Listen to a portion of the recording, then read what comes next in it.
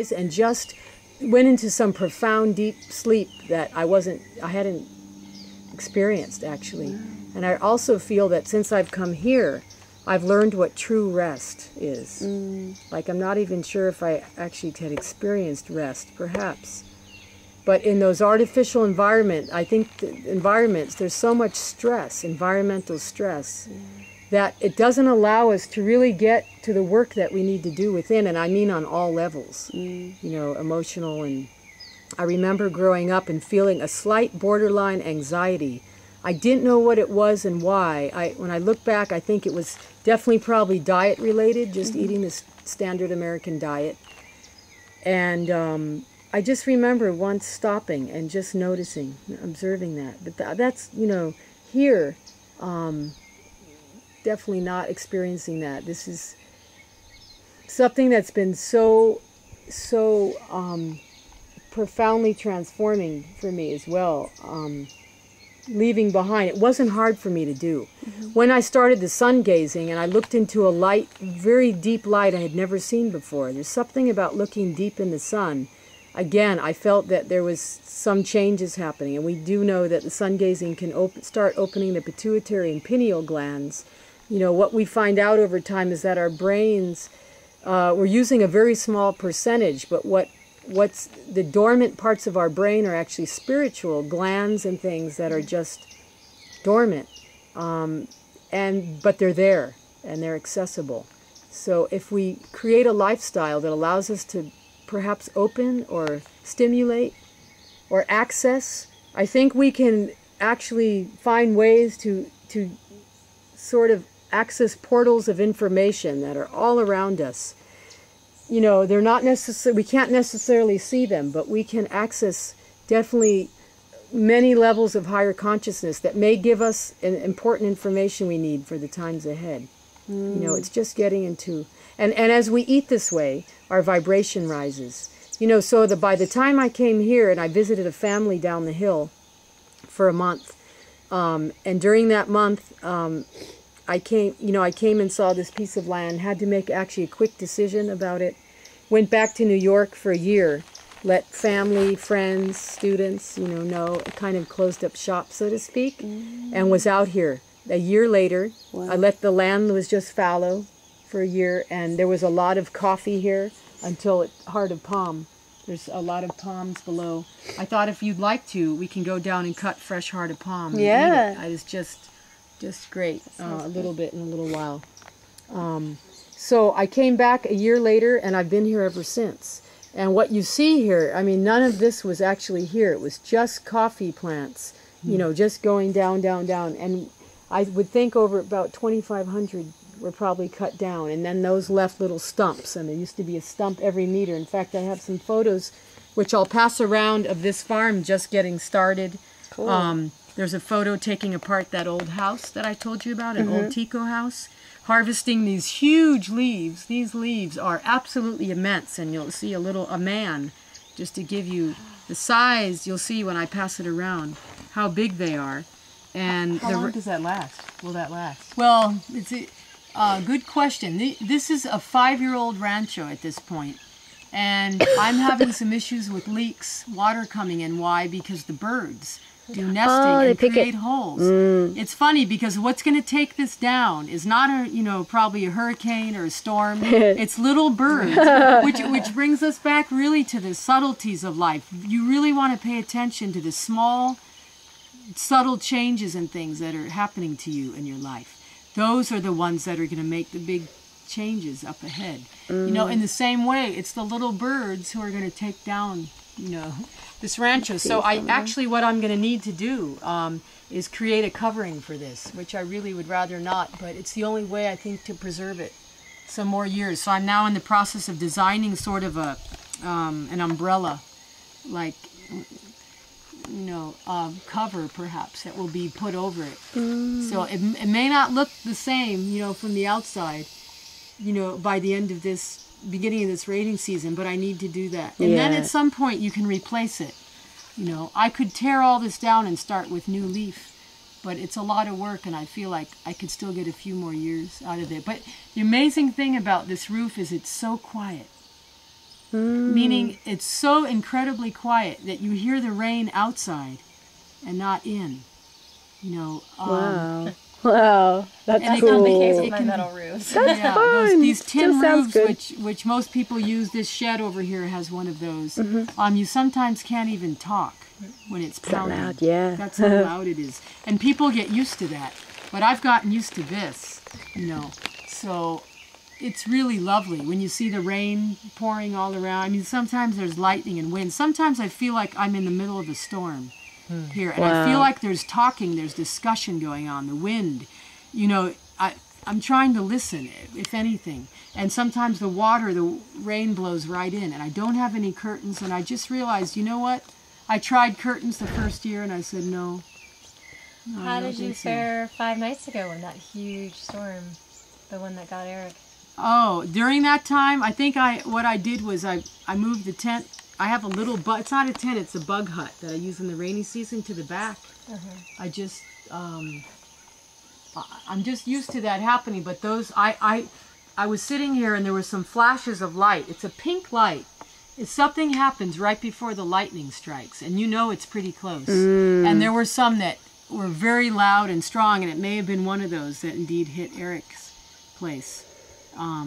You must have, the one that hit Eric, were you aware of when that happened? Did you see couple of anything? us were. They Yeah, were. we I were was not in on the- campus. I was down at the beach. But they came back and they said, Yeah, we were sitting there. She and was you there. could Let her tell feel the story. You could hear it. You could feel the electricity. You could hear it go, and then. So there was this huge crack in the in the harvest house before the crack came. Oh, so did something may have hit? no, nothing hit us. Nothing hit But us. it was probably the lightning strike that hit Eric, because Eric's hut, you know, is actually very close. Yeah. And to did the you harvest see the house. hole from up there? Could you see where it hit the roof and made the? He may be lucky to be here with us. He's been hit twice I know who. Oh, wow. That's amazing. in Minnesota. It was 20 feet away, but his house got hit and he was in it. So I said to him, "I think you've met your quota. Yeah. I think you're probably good. I think, yeah. There's too many of us who, let me pass these around. You can take a look. Here's a little jungle shot that was taken on the other side. This farm, by the way, you see an old house? The structure Yeah. there? It's all included. It's 17 acres here. And it goes deep into virgin jungle. You see lots of tall trees. We can only see 10 of the 17. There's 7 acres of primary forest in the back there, all the way to the cliff. We lose perspective here, but there's actually some flat parts, and I'll pass these around though. You can have a look. Yeah. Pull some things out too. Oh, that's a great shot. That's cool. What a photo. That's awesome. Probably seen him. Yeah. I love this photo. Yeah. That's fabulous. Yeah, a photographer came out and did some nice, even some like yoga shots and things that I have. Very nice work that he does. And an article appeared in a magazine that he wrote. So, yeah. You know, so, and you cannot live in the jungle alone. You know, you have to have people coming to help. Employees. Yeah, you know, and for us as a woman, working with Tico men has also been a fascinating experience. And I've spent more time with Tico men than anyone because I'm alone if a worker's not here. And that has been really very fascinating. These people have grown up with the land and are very connected. And we spend days together and hours and hearing. I've learned a lot. I've learned a lot about the people here. You know, I've gotten quite involved with the community. I teach English classes up the hill and I'm on some committees and learning about how different our lives are and how we're learning from each other. They know that this person is living here I basically am living like their ancestors lived. And we joke about it. You know, I'm living in the times before there was electricity here. You know, Which wasn't too long ago. maybe 15 years ago, Because Florida. my employee Henry's talked about how his father remembers living without wearing shoes, before shoes. before she Wow, was. and that's Wow. Yeah. And that's only down in this country. That's only one generation past. Yeah. You know, in America, it's God knows how many generations have been wearing shoes, and driving cars and electricity. Yeah. So do they feel protective of you, do you think?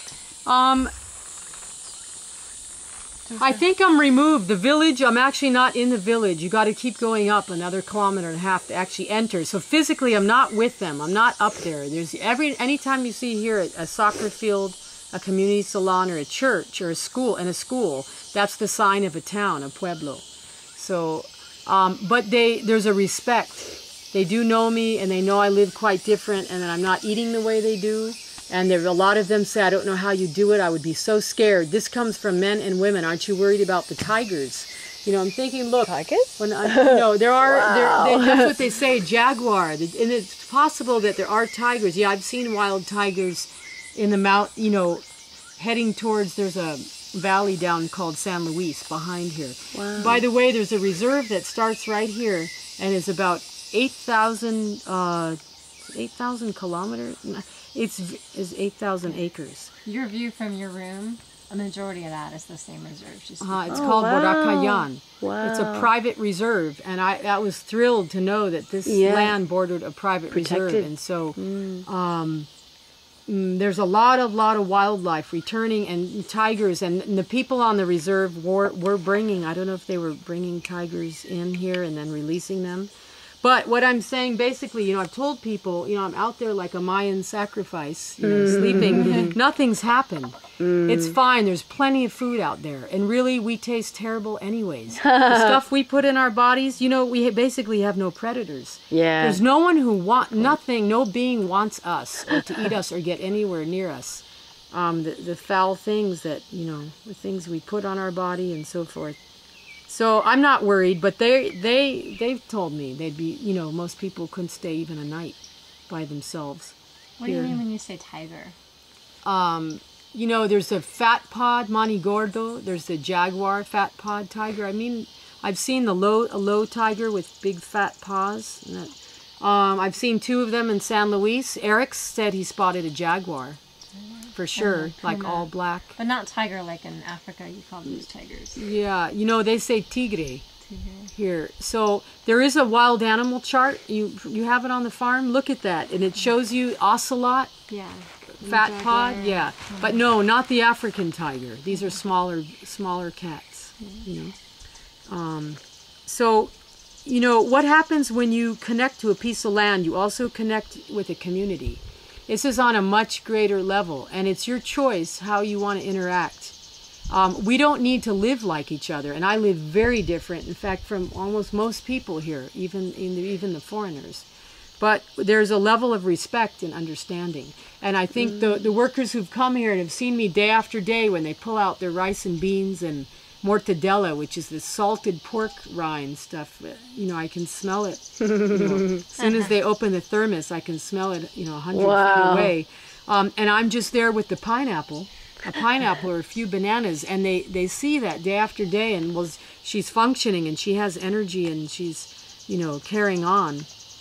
They receive it, and they may not change their ways, and I'm really not asking them to, but there's observation happening. And I think a lot of evening dinner discussions have happened from people who've come here and done some work and seen the way things are here and gone back home and commented, even the children.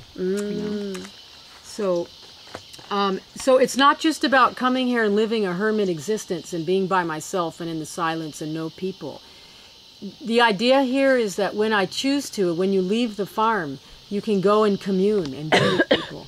But there's something very special that happens here when I get into the 2nd or 3rd or 4th hour of silence.